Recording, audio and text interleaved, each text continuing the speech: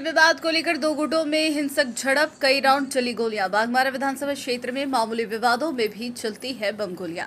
शेख गुड्डू पर हमला करने का एक पक्ष ने लगाया आरोप। आपको बता दें कि कोयलांचल की धरती पर गोली बम और खूनी संघर्ष की घटना आम बात हो गई है। छोटी विवाद हो या बड़ी बातचीत का दौर छोड़कर गोली बम से ही जवाब देना लोगों को दिनचर्या बन गया है।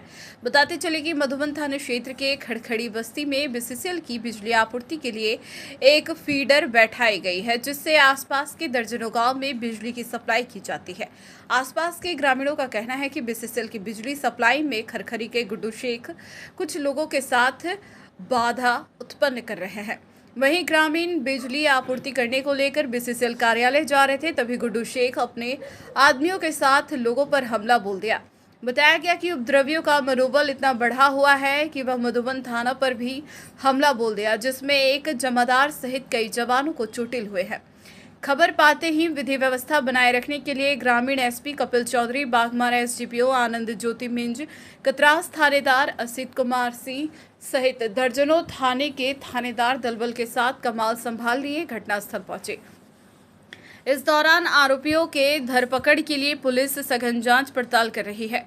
वहीं मीडिया से बात करते हुए ग्रामीण एसपी ने कहा, कुछ उपद्रवियों द्वारा बिजली विवाद को लेकर घटना का अंजाम दिया गया है। 12 घंटे के अंदर पुलिस किसी ठोस अंजाम पर पहुंच जाएगी।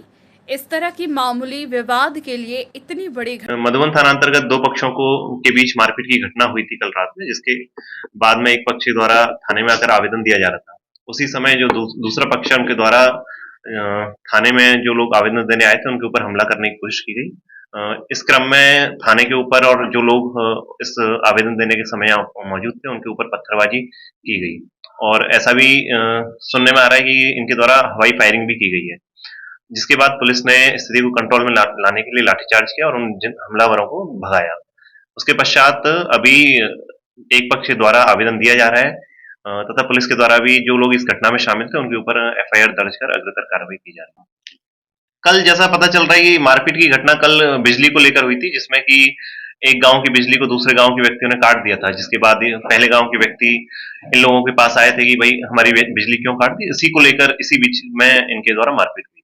चिन्हित हो पाया उनके विरुद्ध में अग्रतर कार्रवाई की जाएगी। नहीं, दोनों पक्ष से नहीं मिली, एक ही पक्ष से शिकायत मिली और एक ही पक्ष की शिकायत है भी। सरकारी संपत्ति का अभी तक तो ऐसा नुकसान नहीं हुआ है, लेकिन कुछ प्राइवेट बाइक है जिनका शीशे फूटने की जानकारी मिल रही है, कार की।